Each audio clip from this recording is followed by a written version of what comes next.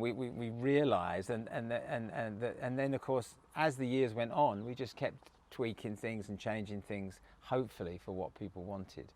And I suppose ultimately the end of all that meant that one is that was wonderful was that the residents changed the name of the estate to the Poppy Estate, which was on the back of the flowers that we'd originally sown along the railings instead of spraying them with herbicide constantly, which was wonderful and lovely.